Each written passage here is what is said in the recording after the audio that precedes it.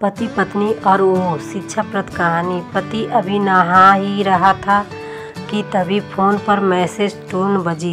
पत्नी मोबाइल के पास में ही खड़ी थी। उसका ध्यान फोन की तरफ गया। उसने सहज ही फोन उठाकर मैसेज पढ़ा। हाय, गुड मॉर्निंग डियर। किसी बेबी का मैसेज था। पत्नी सोच में पड़ जाती है कि अब यह बेबी कौन है। तब तक पति भी नहाकर बाहर आ चुका है। पति उसे किसी बेबी का मैसेज आया है बताती है। पति मुस्कुरा देता है और फ़ोन उठाकर उस मैसेज का रिप्लाई करता है, hi baby, how are you, और अपने काम में लग जाता है। इस रिप्लाई को भी पढ़ती है। अब हर पल पत्नी के दिमाग में यही विचार सौंधता रहता है कि यह बेबी कौन है। शाम को पति घर आता है। पत्नी उससे पूछती है, ये बेबी कौन है। पति जवाब में सिर्फ मुस्कुरा देता है और फिर से अपने काम में लग जाता है। 2 दिन 3 दिन बीत जाते हैं। उन विचारों ने अभी तक पत्नी का पीछा नहीं छोड़ा था और फिर से पति के मोबाइल पर फिर एक बार बेबी का मैसेज आता है, आज तो मिलोगे कि नहीं, तुम्हारी बहुत याद आ रही है। इस मैसेज ने आग में घी का काम किया। पत्नी का शक और भी ज़्यादा पक्का हो गया। बीच बीच में ऐसे मैसेजेस का आदान प्रदान होता रहता और पत्नी के मन में शक की जड़ें और भी गहरी होती गईं। पति पूछने पर जवाब में सिर्फ मुस्कुराहट के और कुछ नहीं करता।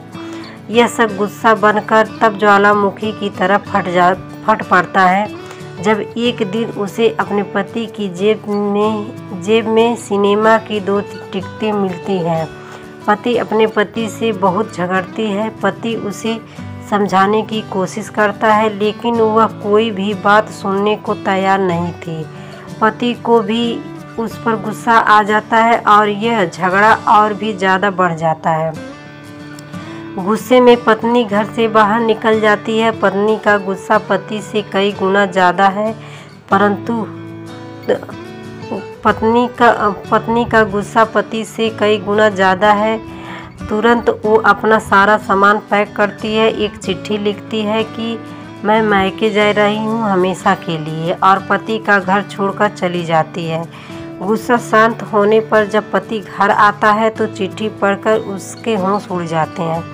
10 दिन बीत जाते हैं और गांव के उस घर पर डोरबेल बजती है जहां पत्नी रहने चली गई है।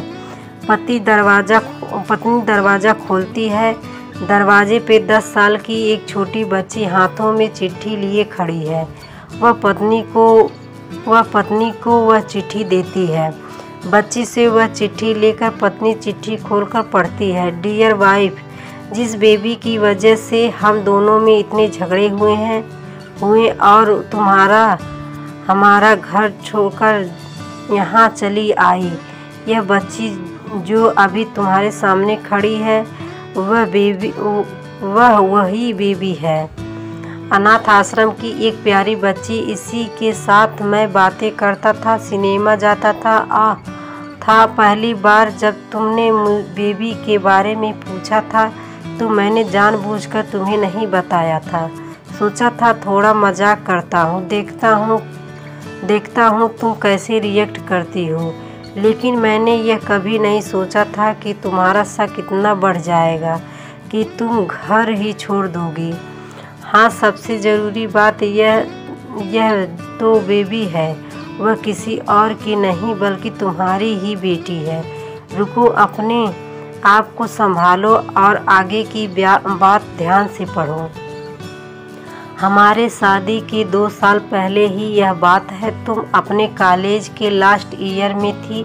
तुम्हारे प्रोफेशन में नोट्स लेने के बहाने तुम्हें बुलाया था और तुम्हें चाय में इन नशीली दवा खिलाकर ना करने वाला काम किया था। इसमें तुम्हारी कोई गलती नहीं थी, लेकिन कुदरत ने अपना काम किया और तुम्हारे पेट में इस बेबी को डाल दिया। काफ़ी प्रयास करने पर भी अबॉर्शन नहीं हुआ तो तुम्हारे घर वालों ने समाज के डर से तुम्हें 6 महीने तक घर में ही रखा। तुम्हारे पिताजी खुद एक डॉक्टर है, इसलिए यह बिन मांगा बच्चा बड़ी आसानी से बिना किसी को कानो कान खबर हुए इस दुनिया में आया। भविष्य में तुम्हारी शादीशुदा जिंदगी में कोई प्रॉब्लम ना हो, इसलिए तुम्हारे पिता ने इस बच्चे को गांव के एक अनाथ आश्रम में छोड़ दिया। यह बच्चा मतलब यही बेबी जो अभी तुम्हारे सामने खड़ी है। अगर अभी भी विश्वास नहीं हो रहा है तो इस बच्ची के गाल का वो तिल देख लो जो शायद तुमने उसे आखिरी बार रोते हुए देखा होगा, या फिर अपने पिताजी से पूछ लो। पत्नी जल्दी से उस बच्ची को पास में लेकर उसके गालों का तिल देखती है। उसका मन भर आता है, उसकी आंखों में आंसू आ जाते हैं, लेकिन अभी भी चिट्ठी बाकी है, इसलिए वह आगे पढ़ती है। मुझे पता है अभी भी तुम्हारे मन में यह सवाल उठ रहा होगा कि यह सब मुझे कैसे पता है। तुम्हें बता दूं कि यह सब तुम्हारे खुद के पिता ने ही अपने मन में उठ रहे पश्चाताप को शांत करने के लिए शादी के 1 महीने पहले मुझसे मिलकर सारी बात मुझसे बताए थे। उन्होंने यह भी कहा था कि अगर मैं चाहूँ तो शादी से इनकार कर सकता हूँ। मैं स्वीकार किया क्योंकि इस पूरी घटना में तुम्हारी कोई भी गलती नहीं थी और हमारी शादी हो गई। तुमने मुझे बहुत प्यार दिया, लेकिन तुम्हारे पिता से बेबी के बारे में जानने के बाद मैं उससे मिले बिना नहीं रह पाया। मैं बीच बीच में उससे मिलता था। उससे मिलना, उसके साथ समय बिताना मुझे अच्छा लगता था। कितनी प्यारी बच्ची बिना किसी गलती के क्यों सज़ा भुगते।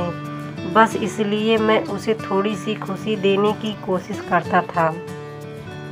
बस मुझे इतना ही कहना था। अब अगर तुम फिर से अपने घर आकर मेरे साथ रहना चाहो तब और सिर्फ तभी गैलरी में आ जाओ। तुम्हारा और सिर्फ तुम्हारा डियर पति।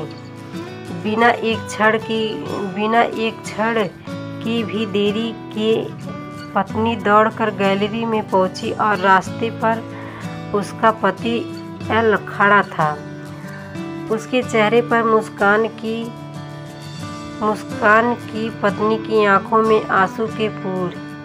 कारण कुछ भी हो, अपने दोनों के बीच में कभी भी सबको थोड़ी सी जगह मत दो, क्योंकि दुनिया में हर बीमारी का इलाज है, लेकिन शक नाम की बीमारी का कोई इलाज नहीं है। मन शांत रखो, जो भी मन में आए एक दूसरे को बताओ। पति पत्नी